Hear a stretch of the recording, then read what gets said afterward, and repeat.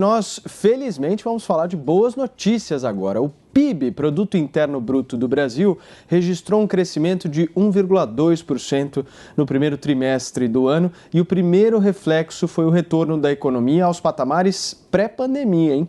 Segundo os dados divulgados hoje pelo IBGE, os principais responsáveis pela elevação são a agropecuária, a indústria e os serviços. Em comparação ao mesmo trimestre de 2020, o PIB apresentou alta de 1%. Para o ministro da Economia, Paulo Guedes, a alta no PIB sinaliza que a economia vai ter um crescimento significativo até o final do ano, agora 2021. A expectativa do mercado financeiro é de que o PIB brasileiro tenha crescimento de 3,96% neste ano.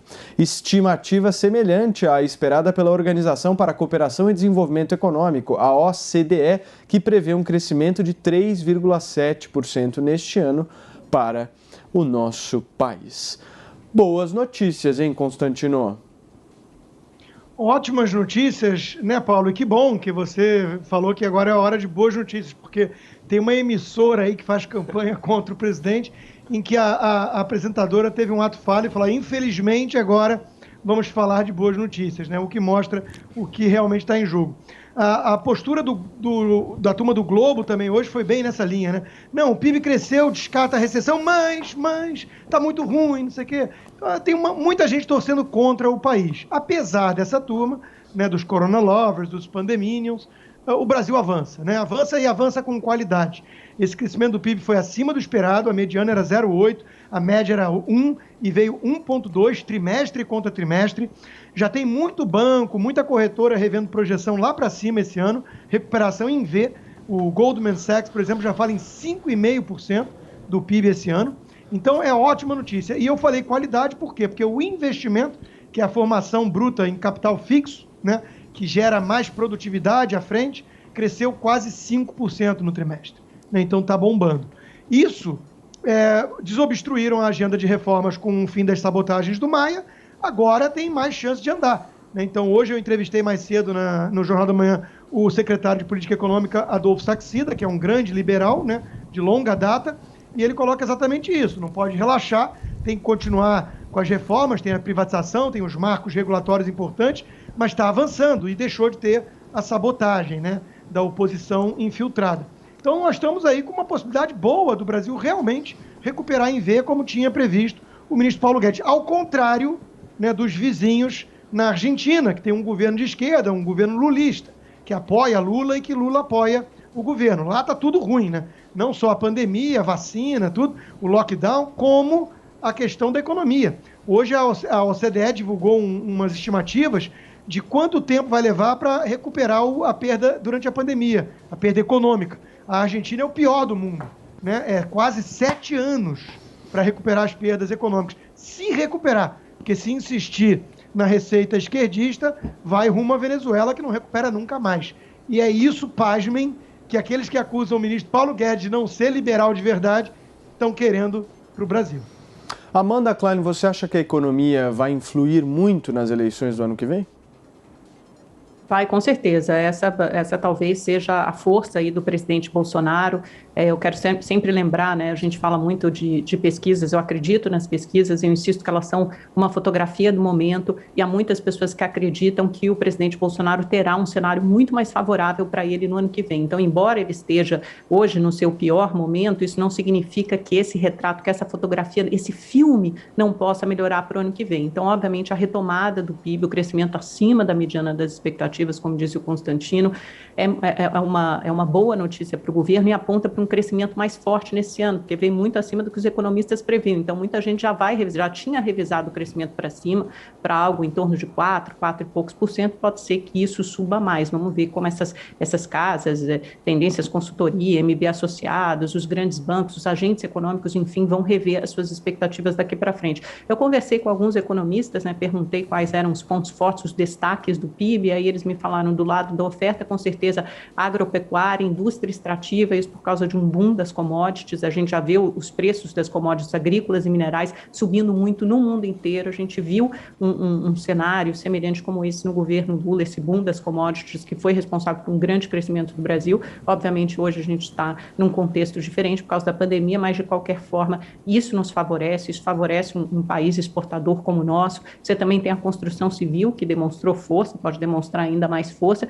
Os serviços têm maior peso, né, voltou a crescer ligeiramente na margem, né, segundo me disse o Silvio Campos Neto, aqui da Tendências Consultoria. Ele também acha que, no geral, a economia mostra uma maior resiliência à segunda onda da pandemia, apesar dessas restrições, né? A gente lembra que teve muita preocupação com o impacto das restrições, novamente, o fechamento do comércio de serviços, mas isso teve um impacto menor do que o previsto pelos economistas. Obviamente, é uma boa notícia, né?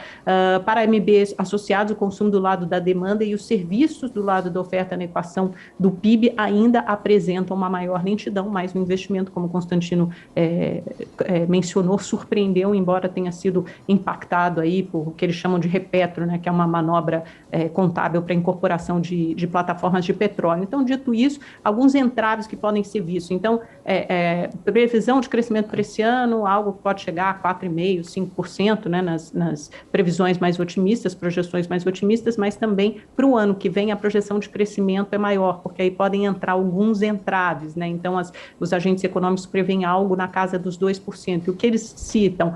Vacinação ainda lento, né? O segundo trimestre desse ano pode ter um crescimento menor ou até uma queda do PIB, oferta de energia limitada, né? Com essa seca nos reservatórios do Sudeste e do Centro-Oeste pode ser um entrave para um crescimento maior da economia, e também essa alta dos juros. Embora os juros ainda se encontrem num patamar historicamente baixo, se eles aumentarem um pouco, isso pode ter reflexo, principalmente no crescimento no ano que vem. Mas, no geral, obviamente, boa notícia. Perfeito. Serrão, você acha que o brasileiro se pauta sempre por essa questão do emprego, da economia? Em todas as eleições ele se comportou dessa forma?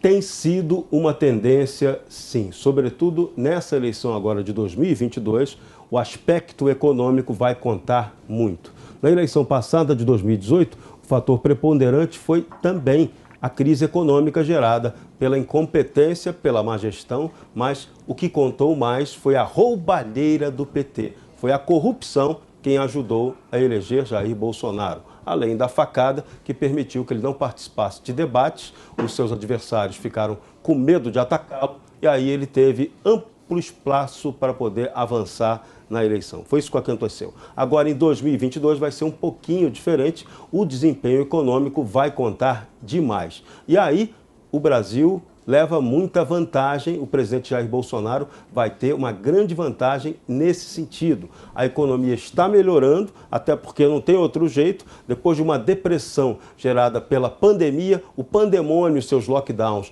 causaram um freio na economia, prejudicaram demais o setor de serviços, e isso agora começa a ser retomado naturalmente. Então, esse esforço faz as pessoas terem a sensação de que elas voltam a produzir, voltam a trabalhar. A vacinação vai trazer a ideia, a noção também da normalidade da vida cotidiana. É muito provável que isso aconteça. Se não ocorrer a improvável terceira onda covidiana, que não é provável que ela aconteça, ela é uma ameaça que a imprensa funérea tem destacado, mas pode ser que ela não aconteça, é mais fácil que ocorra sim a recuperação econômica. Agronegócio segue bombando como nunca, a parte de commodities brasileira também, produção de alimento a mil maravilhas. Agora falta o quê? O ajuste nas contas públicas. É isso que o Brasil não pode deixar passar.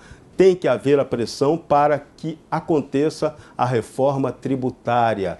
Mesmo que seja uma reforma tributária capenga, não é ideal, mas tem que acontecer alguma coisa que indique que o Estado brasileiro vai facilitar, vai sair um pouco mais de cima do cangote daquele que produz. Ao mesmo tempo, também seria muito importante e benéfico se a reforma administrativa também andasse, porque o Estado brasileiro está tendo agora uma contradição. Estamos batendo recordes de arrecadação federal de impostos em plena crise. Porém, a gastança da máquina pública brasileira continua. ela é perdulária, ela sistemicamente é corrupta. Embora o atual governo não tenha a corrupção como seu modus operandi, mas a máquina viciada, aparelhada, continua aí roubando recursos da sociedade brasileira. Então, é hora das reformas, é hora da economia brasileira decolar de verdade. E aí sim, o momento exato, o Brasil tem que aproveitar o momento eleitoral que vem por aí para uma discussão séria sobre que projeto de nação nós queremos para o Brasil.